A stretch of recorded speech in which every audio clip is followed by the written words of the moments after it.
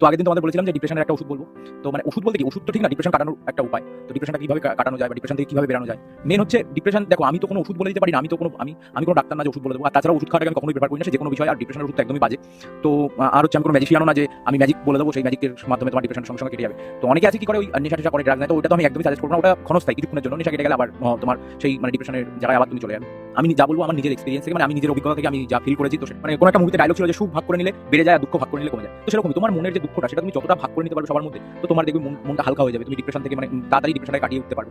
তো সব থেকে বড় ওষুধ বলতে গেলে বন্ধু বা কাছের মানুষ। তুমি যে কোনো বন্ধুকে তুমি তোমার সবটা খুলে বলতে পারো, পুরো মানে যা যা হয়েছে বা তোমার মনে বারবার যেগুলো আসছে সেগুলো তুমি বলতে পারো।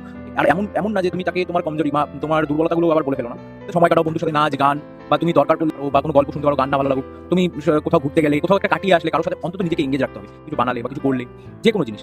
তো মানে ডিপ্রেশন হচ্ছে আর কি, যে জিনিসটা তোমাকে বারবার মনে করাচ্ছে সেই জিনিসগুলোকে ভুলে থাকা, সেই জিনিসগুলোকে ভোলার চেষ্টা করা, বা সেইটা থেকে ভালো কিছু সাজেশন বার করা যে এইটা করলে আমি এটা মানে আমাকে তো এখানে থেমে থাকলে হবে না, আমাকে নিজেকে ঠিক করতে হবে। ডিপ্রেশন তো এক কারণে হয় না, ডিপ্রেশন অনেক কারণে হয়। যদি রিলেশনের ক্ষেত্রে হয় তো আমি সেই ক্ষেত্রে বলবো যে তুমি মুভ অন করে নাও তাড়াতাড়ি। কোনো ছেলের সাথে কথা বলো, এমন না যে তোমাকে রিলেশনে যেতে হবে, তুমি তার সাথে কথা বলো জাস্ট বন্ধু হিসাবে। ফেসবুকে প্রচুর অপশন আছে। আর আমি ছেলের কথা বলছি না, মেয়ের কথা বলছি, তুমি বন্ধু করে নাও, বন্ধু হয়ে কথা বলো। আর যদি অনেকেই বলবে যে কাছের মানুষ তো একজন ছিল, সে ছেড়ে চলে গেছে, বা এটা বলতেই পারে যে কেউ বলতে পারে যে আমার অত বন্ধু নেই, আমি কথা বলতে পারি না। তুমি বন্ধু নেই ঠিক আছে, তোমার বাড়িতে একটা ভালো বন্ধু আছে, তোমার পেন আর খাতা। তুমি এটা করতে পারো যে খাতায় সবকিছু লিখে ফেলতে পারো, তোমার মনে যা যা ঘুরছে, বারবার যেগুলো মনে আসছে সেগুলো তুমি পুরোটাই লিখে দিতে পারো। তুমি লিখে দেখো, সত্যি মানে মনটা একদম হালকা হয়ে যাবে, তোমার সেই চিন্তা ভাবনাগুলো মাথায় অতটা আসবেই না। যারা মানে এই সমস্যায় ভুগছে তারা অবশ্যই একবার ট্রাই করে দেখতে পারো, ট্রাই করে অবশ্যই কমেন্ট করে বলো যে কেমন মানে এই জিনিসটা কাজ দিয়েছে কিনা।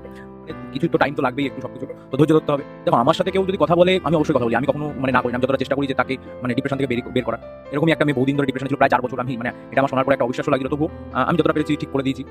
ও আমাকে তখন বলেছিল থ্যাংক ইউ, তারপরে এখন ভুলে গেছে, অবশ্য আলাদা ব্যাপার। তো তার গল্পটা আমি অন্য একটা ভিডিওতে বলবো অন্য একদিন। তো ঠিক আছে, আজকের মতো এখানেই শেষ করছি, টাটা।